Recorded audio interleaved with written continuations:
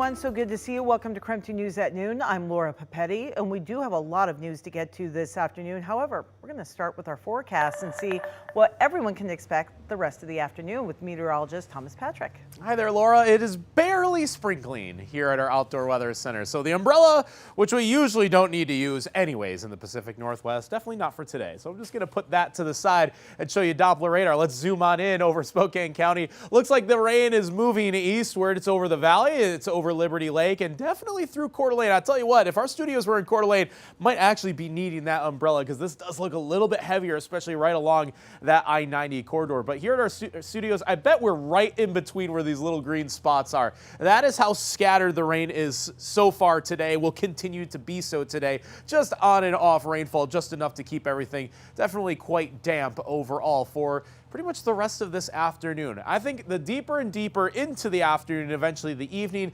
those showers will slowly and surely be going away. In fact, the back half of this week is looking very warm and dry.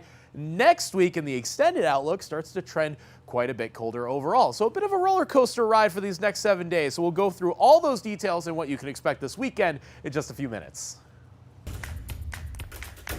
This is coming in new at noon. Spokane Council member Jonathan Bingle is running for the House of Representatives. Bingle just announced he is going to be running for Kathy McMorris Rogers' House seat in the next election. This is, of course, after Rogers announced she will not be seeking re-election. Bingle has been serving on the council since 2022, and before that he ran a small business for 11 years and previously worked as a pastor.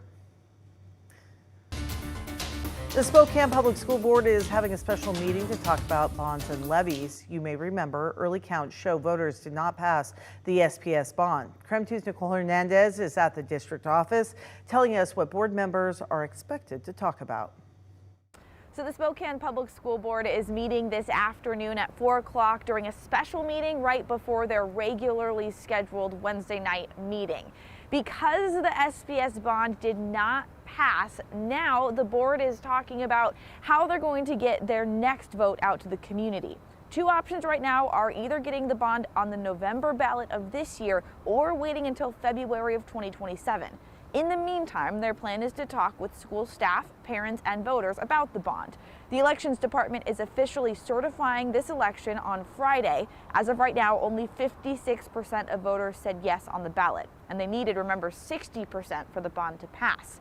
This is the first time in 50 years voters did not pass the Spokane Public Schools bond. If it had passed, property taxes would have gone up. If you had a house worth $400,000, your taxes would have gone up $1,000 for the year. That would have given the school almost $300 million over the next 3 years. Again, though, that did not pass. Voters did, though, pass the Spokane Public Schools levy. That one passed with over 50% because that one only needed that simple majority to pass. So now the Spokane Public School Board is talking about that today as well. They're going to start the process of planning out the budget for the 2024-2025 school year since they now have that funding. In Spokane, Nicole Hernandez, KREM 2 News. Moscow's police chief announced he plans to retire coming up in May. Chief James Fry started with the Moscow Police Department back in 1993 as a reserve officer. He has served now as chief for the last 8 years. The most notable case of his career, of course, was the murders of 4 University of Idaho students in November of 2022. Fry led the department during the investigation, which eventually led to the arrest of the suspected killer. The city will now begin the process of appointing the new chief. So if you have student loans, you may want to check your email. The U.S. Department of Education said those who are eligible will be getting an email from President Joe Biden today about the latest round of loan relief. The forgiveness will also go to those who are enrolled in the SAVE repayment plan and who have made at least 10 years of payments.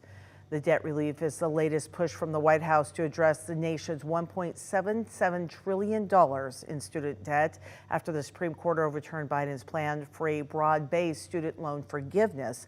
That was last year.